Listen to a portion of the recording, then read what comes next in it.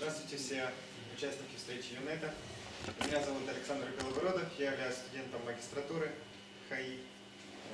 Перед тем, как начать доклад, считаю справедливым благодарить компанию DCT за то, что есть возможность у них проходить практику, ну и за то, что я выступаю здесь.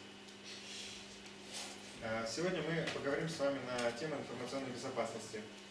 Поговорим, что же такое вторжение, что приводит к информационным вторжениям, как можно избежать этих вторжений, то есть сократить количество уязвимостей. Мы также посмотрим в общем, какую систему разрабатывают у нас сотрудники и преподаватели кафедры. И будет небольшая демонстрация утилиты, которая позволяет анализировать базы данных уязвимости. И в конце посмотрим применение этого всего. Ежегодно Институт компьютерной безопасности CSI публикует отчеты о том, что в информационной системе крупных компаний совершаются вторжения, в том, что у них есть определенные проблемы безопасности. Ну и, соответственно, потери в 2010 году были 20 миллионов долларов. Но дело в том, что стоит согласиться, что примерно 80% причин проникновения в систему – это ошибки персонала. Ну, например, установка программного обеспечения, которое выдает себя за хорошее, а на самом деле является троянской программой, либо организация какого-то специального канала с рабочего места домой, чтобы какую-то работу дома доделать, и что служит причиной вторжений, то есть открытия новой уязвимости. Ну а 20% это именно уязвимости системы. Мы будем говорить больше по второй части, поскольку с первой понятно, что нужно делать, обучать людей и так далее. Это уже не информационная, не программная проблема.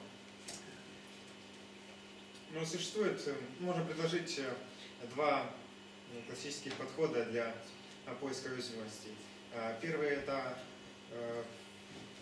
запуск тестов на проникновение, либо мы приглашаем экспертов в информационной безопасности, которые тестируют нашу систему на возможность вторжения, либо мы используем какие-то готовые программные продукты, как сетевые сканеры вторжений. Ну а другой подход – это использование информации от других источников, как, например, из интернета, из баз данных уязвимости, из security bulletin и так далее. Но мы подробнее поговорим чуть позже. Здесь представлен некоторый рейтинг сканеров вторжений.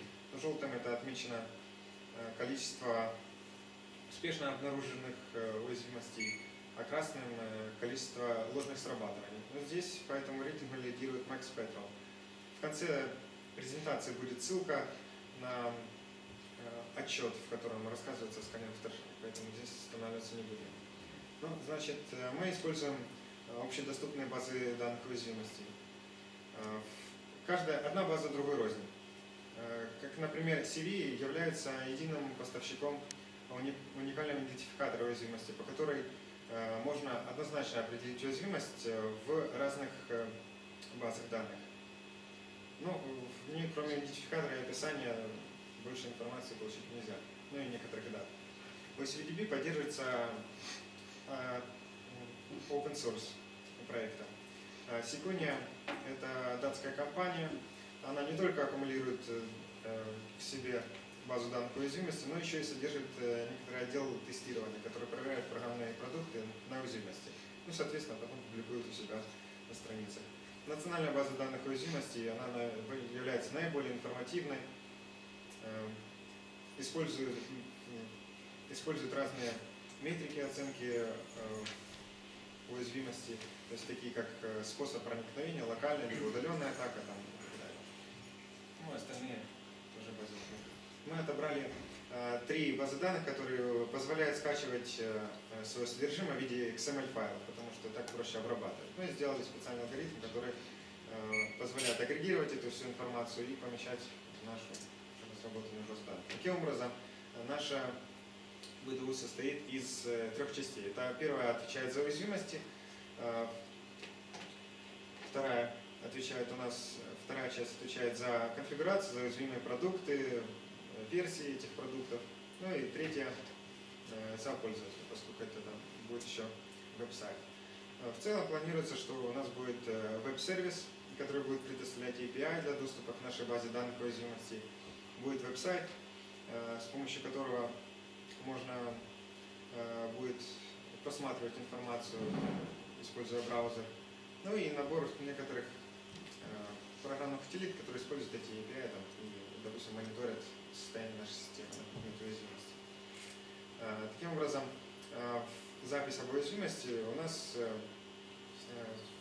содержит следующие поля. Это, как мы сказали, идентификатор, даты, подробнее на датах, чуть позже остановимся, это метрики, я уже сказал, уязвимые продукты с учетом версии угроза, например, к уязвимости привело переполнение буфера, либо это ошибка там, строки интерпретатора, либо там еще какие-то, ну и так далее. Описание, угрозы, другие сведения, ссылки.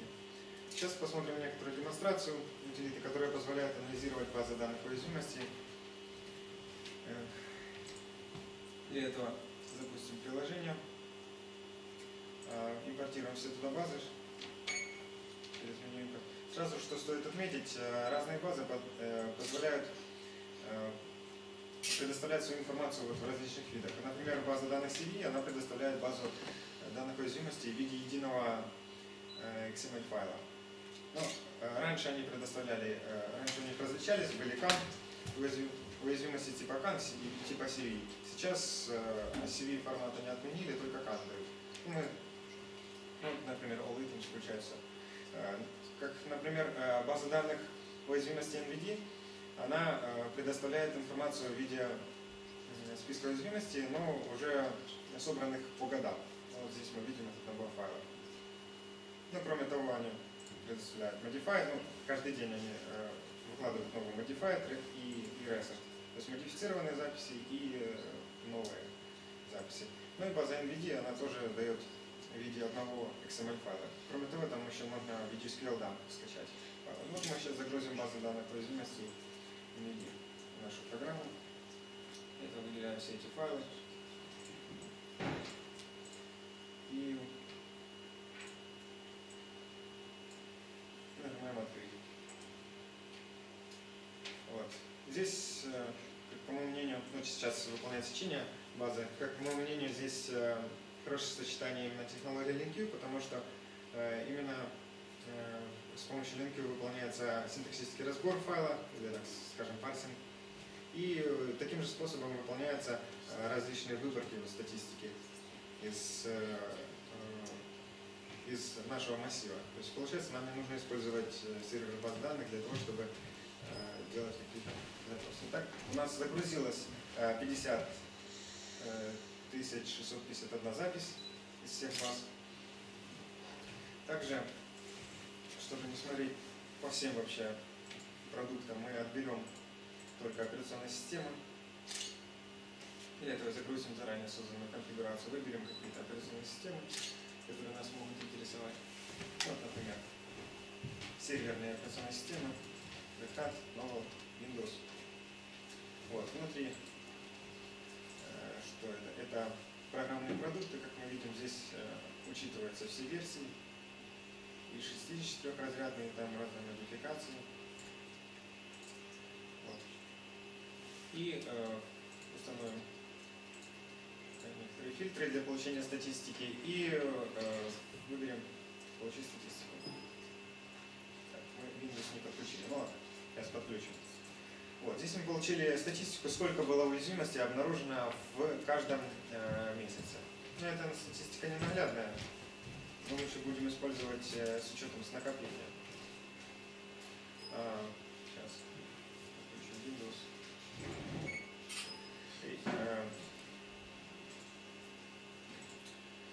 Вот, теперь мы видим накопление, значит, отображается столько уязвимости на текущий момент, плюс количество уязвимостей, сколько было до нас, до этого обнаружено.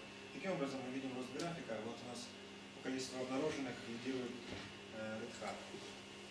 Вот у него было обнаружено 417 уязвимостей.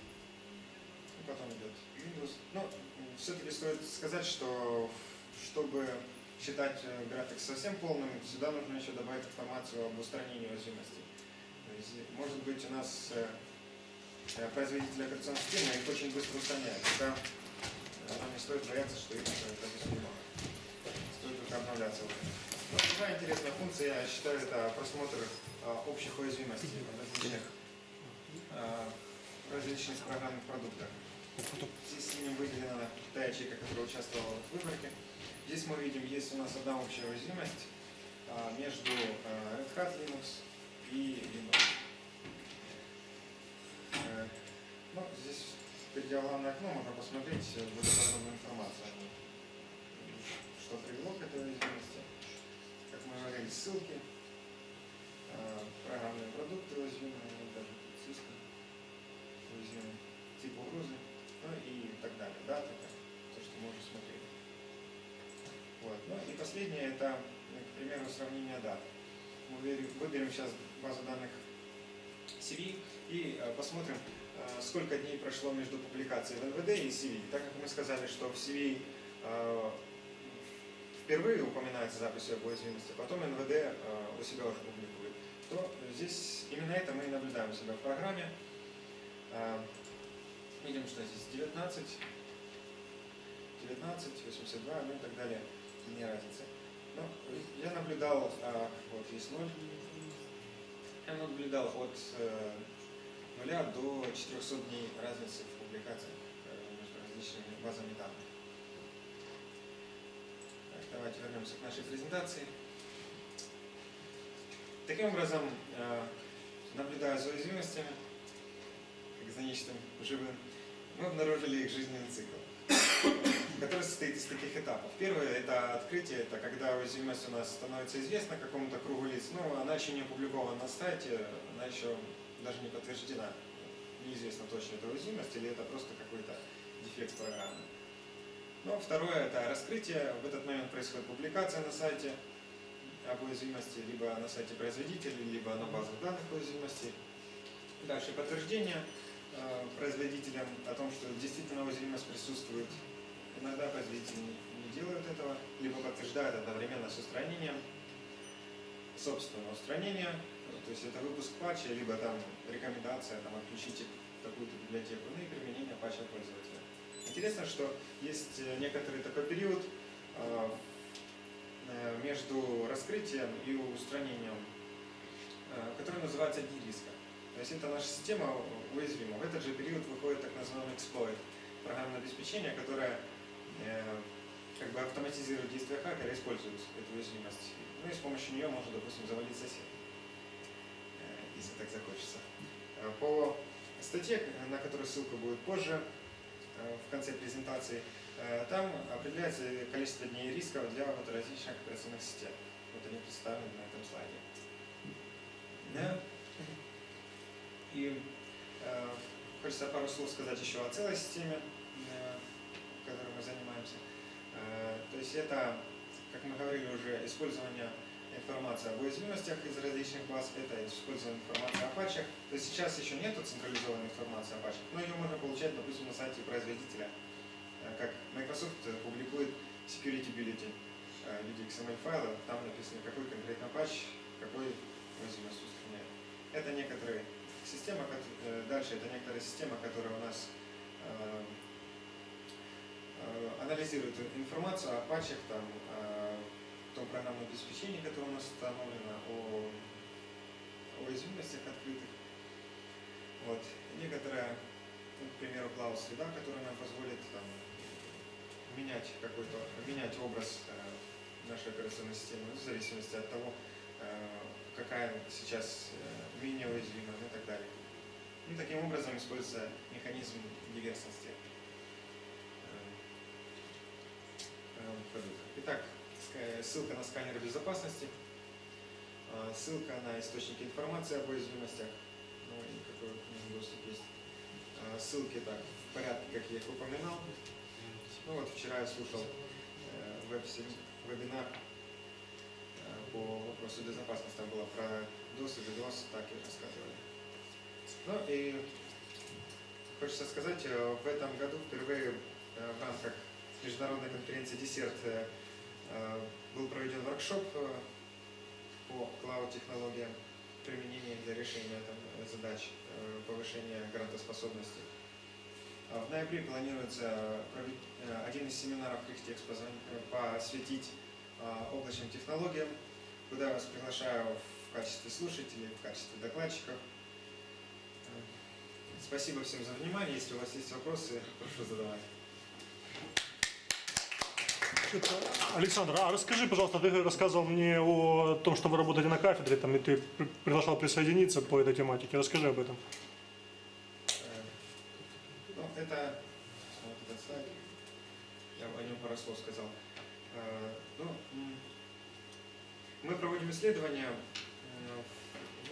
в области диверсности. То есть у нас есть несколько программных продуктов, как, например, Apache, там, EIS, много разных продуктов, которые выполняют одну и ту же функциональность и производятся различным производителям. Соответственно, и у них уязвимости появляются там в разные моменты устраняются и так далее. Интересно, что можно использовать для того, чтобы повысить устойчивость к атакам нашей системы, можно попеременно использовать программные продукты. Ну, допустим, работаем под Apache, ну, вдруг обнаружилась какая-то серьезная уязвимость, которая там позволяет выполнять какие-то привилегированные инструкции непривилегированным пользователям. То есть мы переключаемся на EIS, работаем под EIS, потом снова подменяемся вот таким образом. Окей, так, то есть можно, в принципе, если кого-то интересует, подключиться как-то? Да, можно подключиться. Тут еще работы много. Сейчас, на данный момент, вот, как я говорил, выполнялось, мы только разработали базу данных уязвимостей. Тут я полную базу данных не показывал. Что еще сделаны консольные приложения, которые у нас выполняют синтаксический разбор этих XML-файлов и помещают все это на сервер баз данных. Вот. Но не сделан веб-сервис, еще не начат. Ну, там одна функция только сделана, просмотр подробностей. Веб-сайта еще нету, ну и так далее. То есть, если есть интересующиеся, подключайтесь. А еще вопрос, какая целевая аудитория этого продукта? Целевая аудитория это могут быть администраторы систем, которых интересует сейчас, под какой операционной системой лучше работать. А может быть лучше какие-то сервера выключить на данный момент, потому что они уязвимы. Либо пришло время устанавливать какой-то патч. Вот, таким образом. То есть, если для операционных систем могут быть патчи автоматически устанавливаться, там, как для Windows, то для некоторых программных продуктов это, там, допустим, нельзя сделать. Также можно разработать еще утилиту, которая будет просматривать у нас программное обеспечение, которое установлено путем анализа реестра, выявлять, какие версии программных продуктов установлены, и если на данный продукт какой-то выпущен новый патч, то рекомендовать применить его. А статистических данных было там вот Windows, Linux, вот. А это какие-то конкретные версии, либо вообще в принципе? То есть ну, с разных бралось, с разных версий? Семейство или конкретной версии? Ну, то, что я, в смысле, то, что я в программе показывал. Или... Ну, статистика там была, что вот... Да, в программе. Через программу, которую я показывал, или вот эта статистика? Да, любая, но вы и там говорили, что ну, разные операционные системы. То есть берется какая-то конкретная версия? Ну, тут в программе мы брали все модификации, допустим, Windows Server 2008. Вот, я показывал, что мы вот открываем компонент и смотрим тут 2008 и 32-битные версии, 64. Откуда эти версии? Откуда они взялись?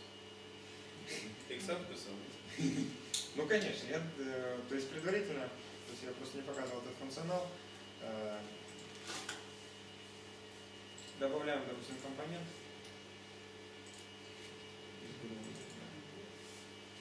То есть в базе данных НВД содержится список уязвимых продуктов. Они тоже имеют свои уникальные идентификаторы. Они называются CPE, то есть Common Product Enumeration. Вот здесь программа строит дерево таких продуктов, но они разделяются там знаком двоеточия, и, соответственно, можно их выстроить. Тут есть определенная логика. O это операционная система, A это application, приложение, то есть H это драйвера. уязвимости драйверов. Вот, например, открываем вкладку Microsoft. Здесь мы видим программные продукты. Там, вот, например, Windows Server, Windows 8 и... Откуда эта иерархия? База данных уязвимости. Да, это иерархия полностью из базы данных уязвимости, она просто представляется в таком удобном виде. То есть мы, например, выбираем, вот, ну, здесь, так как я одну только базу загрузил, тут версии. Ну вот, допустим, Windows 7 мы видим 64-разрядная и 32-битная. Вот, допустим, выбираем, опа, и все выбрали. А можно еще вопрос? Да. Ваша база данных, она содержит оценки уровня уязвимостей? Серьезность, то есть насколько, да, конечно, содержит. Эта метрика, она берется из базы данных NVIDIA. У них есть специальная классификация CVSS уязвимости. То есть там есть набор полей, по которым через, ну, не знаю, я формулу не смотрел, по которой они вычисляют, но знаю, что это есть. Но ваша программа позволяет, да, показать, сравнить каждую угрозу уязвимости, Да, ну, по серьезности. Вот одна там серьезнее другой. да, ну вот, допустим, в том же вот главном окне сейчас, если это отображается.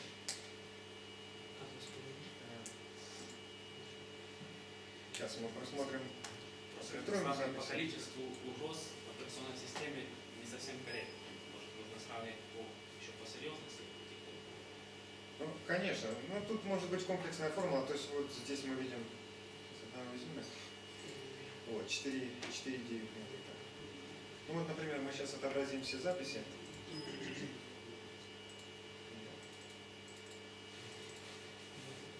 Отобразить все. Все отобразились.